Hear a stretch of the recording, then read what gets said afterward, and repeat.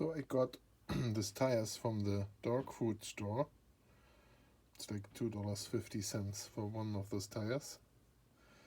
The thread is a little awkward. The tire itself is a little hard. It's pet tested.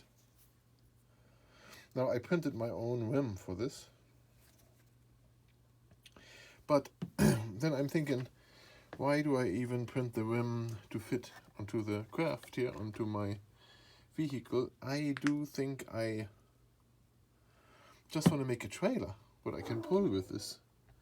Since this is going to be the Unimog, you can have a trailer, this can have those dark tires on it.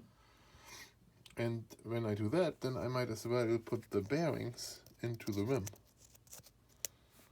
Yeah, I'm going to redesign that. It was just a test to see, can I make a rim with a 3D printer, but that's like an easy thing to do. I just did a single, simple rim here. It's going to fit. Wonder how it would drive.